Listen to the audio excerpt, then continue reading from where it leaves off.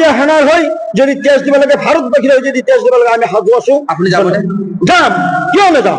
ভারতবাসীর কাৰণে কিয় নাযাম? ভাৰতবাসীৰ কাৰণে মন্দিৰত বহি থাকিম নেকি? দেশ আগত, সদায় আগত দেশ, দেশ নাথাকিলে আমি ক'ত থাকিম? গতিকে দেশ ৰক্ষাৰ কাৰণে মই বুলি নহয়, মোৰ তিনিটাকৈ ল'ৰা আছে, সেই তিনিটা ল'ৰাকো মই আগুৱাই দিম। চাওক, ভাৰত আৰু পাকিস্তানৰ যিখন যুদ্ধ আৰম্ভণি কৰিছে, যুদ্ধটো হোৱাই নাই। কাৰণ কি, ভাৰত এখন আমাৰ শান্তিপ্ৰিয় দেশ।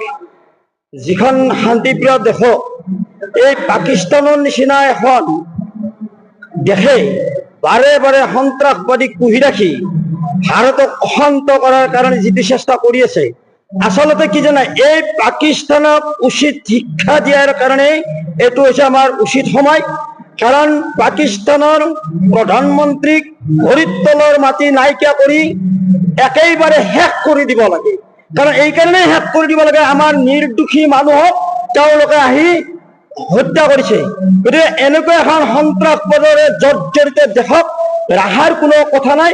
আৰু এই ক্ষেত্ৰত আমি এটা কথা কৈছো যে ভাৰতবৰ্ষৰ কাৰণে আমাৰ প্ৰতি মুহূৰ্তত যদি আমি তেজ দিব লাগে, মোৰ নিজৰ ল'ৰা তিনিটা আছে, দেশৰ কাৰণে যদি এৰি দিব লাগে আমি এৰি দিম।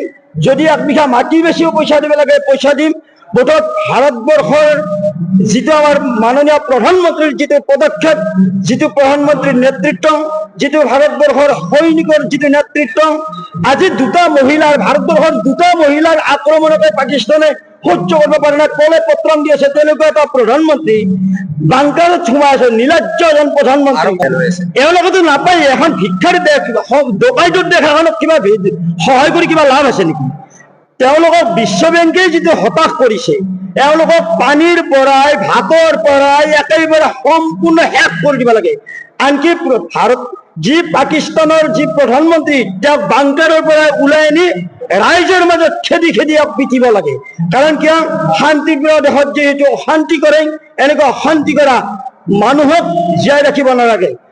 এইবিলাকৰ কাৰণেই সকলো দেশে মানে অশান্তিৰ সৃষ্টি হৈছে। গতিকে এই অশান্তিৰ মুখীমূৰ কৰিবৰ কাৰণে পাকিস্তানক পৃথিৱীৰ পৰা একেবাৰে পৃথিৱীৰ নস্কাৰ পৰা শেষ কৰি দিব লাগে, যাতে মেপত যাতে পাকিস্তান বুলি কোনো এখন জাগা নাথাকে, শেষ কৰি পেলাব লাগে। সহায় কেনেকৈ পাব? এখন সন্ত্ৰাসবাদী দেশক কোনে সহায় কৰিব?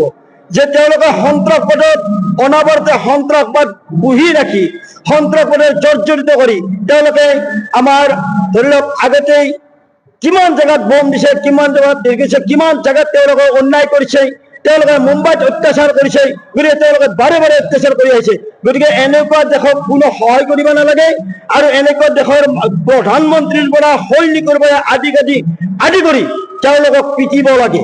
আমাৰ দুটা মহিলাৰ অত্যাচাৰকে পাকিস্তানৰ প্ৰধানমন্ত্ৰীয়ে সহ্য কৰিব নোৱাৰি এই চোৰৰ দৰে শিয়ালৰ দৰে গাঁতাত সোমাইছে, বাংকাৰত সোমাইছে। এনেকুৱা এজন প্ৰধানমন্ত্ৰীৰ, নিৰ্লজ্জ প্ৰধানমন্ত্ৰী, এনেকুৱা পাকিস্তানৰ প্ৰধানমন্ত্ৰীক একেবাৰে উচিত শিক্ষা দিয়ে এই মুহূৰ্তে ভাৰতে এৰি দিব নালাগে। মাননীয় প্ৰধানমন্ত্ৰীয়ে আমাৰ নৰেন্দ্ৰ মোদী ডাঙৰীয়াৰ যিটো পদক্ষেপ, এই পদক্ষেপতে পাকিস্তানক নস্কাৰ শেষ কৰি দিব লাগে। এইখিনি মই আপোনালোকৰ ওচৰত সজোৰে দাবী কৰিছো। আৰু ভাৰতীয় সেনাৰ হৈ যদি তেজ দিব লাগে, ভাৰতবাসীৰ হৈ যদি তেজ দিব লাগে, আমি সাজু আছো। আপনি যাবেন? যাম, কিয় নাযাম? ভাৰতবাসীৰ কাৰণে কিয় নাযাম? ভাৰতবাসীৰ কাৰণে মন্দিৰত বহি থাকিম নেকি? দেশ আগত, সদায় আগত দেশ, দেশ নাথাকিলে আমি ক'ত থাকিম? গতিকে দেশ ৰক্ষাৰ কাৰণে মই বুলি নহয়, মোৰ তিনিটাকৈ ল'ৰা আছে, সেই তিনিটা ল'ৰাকো মই আগুৱাই দিম।